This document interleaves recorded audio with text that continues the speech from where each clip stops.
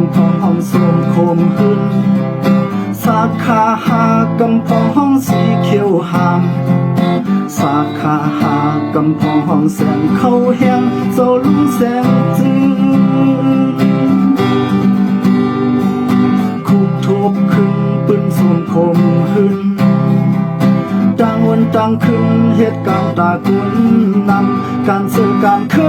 ยยกไว้เป็นที่หนึ่งห้ามตัวปอลืมด้วยไปอยู่ดีของมันเจ้า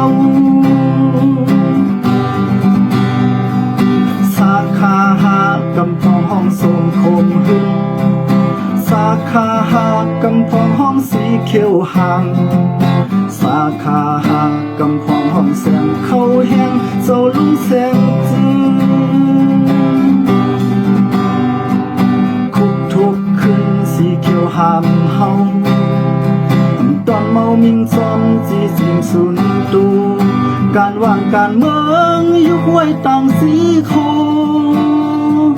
เสียงห้องความเลียดติ่งเศร้าในโกดตื่นหุ่นนอ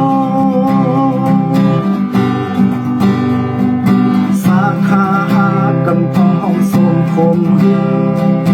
สาขาหากำพองห้องสีเขียวหามสาขาหากำพองห้องแสงเข้าแห้งเจ้าลุงแสงจื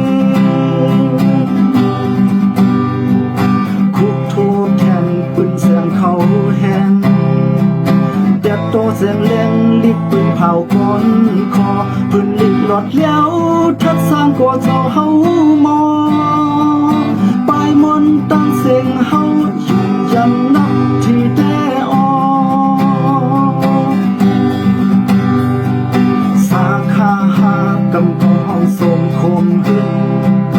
สาขาหากำพองห้องสีเขียวหามสาขาหากำพองห้องแสงเข้าแห้งเจ้าลุงแสงจื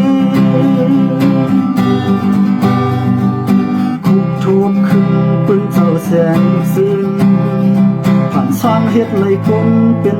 3-4กอ